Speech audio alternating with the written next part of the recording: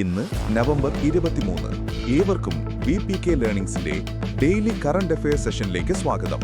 പ്രധാന ആനുകാലിക സംഭവങ്ങൾ നോക്കാം. 2025 നവംബറിൽ ഇന്ത്യൻ സായുധ സേനകൾ സംയുക്തമായി നടത്തുന്ന സൈനികാഭ്യാസമായ പൂർവി പ്രജൻ പ്രഹാറിന്റെ വേദി മേജുക, അരുണാചൽ പ്രദേശ്. 2025 നവംബറിൽ ഭൗമസൂചിക പദവി ലഭിച്ച മധ്യപ്രദേശിലെ ഉൽപ്പന്നം പന്ന വജ്രം. വെർജീനിയയുടെ ലെഫ്റ്റ് ഗവർണറായി തെരഞ്ഞെടുക്കപ്പെട്ട ഇന്ത്യൻ വംശജ ഖസാല ഹാഷ്മി. ആദ്യ ദക്ഷിണേഷ്യൻ അമേരിക്കക്കാരിയും ഈ സ്ഥാനം വഹിക്കുന്ന ആദ്യ ഇന്ത്യൻ വംശജയുമായ വനിതയുമാണ് ഖസാല.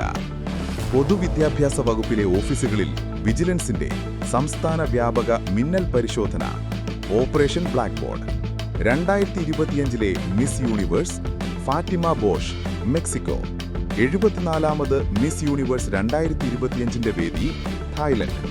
74ാമത് മിസ് യൂണിവേഴ്സിന്റെ വേദിയിൽ ഇന്ത്യയെ പ്രതിനിധീകരിച്ചത് മണിക വിശ്വകർമ്മ, രാജസ്ഥാൻ. ഭിന്നശേഷി മേഖലയിൽ മികച്ച പ്രവർത്തനം കാഴ്ചവെച്ച ജില്ലാ പഞ്ചായത്തിനുള്ള സാമൂഹിക നീതി വകുപ്പിന്റെ പുരസ്കാരം 2025 നേടിയത് കാസർഗോഡ്. ഹരിയാന സംസ്ഥാന വനിതാ കമ്മീഷന്റെ ബ്രാൻഡ് അംബാസഡറായി നിയമിതനായ ഇന്ത്യൻ ക്രിക്കറ്റ് താരം Shafali Varma. 2025 Asia Pacific economic cooperation ഉച്ചകോടിയുടെ വേദി ദക്ഷിണ കൊറിയ. ദേശീയ ജൂനിയർ വനിതാ ഫുട്ബോൾ ചാമ്പ്യൻഷിപ്പിനുള്ള കേരള ടീമിന്റെ ക്യാപ്റ്റനായ ഗോൾ കീപ്പർ തമീന ഫാത്തിമ. ഇനി ഇന്നലത്തെ വീഡിയോയിൽ നിന്നുള്ള ചോദ്യം.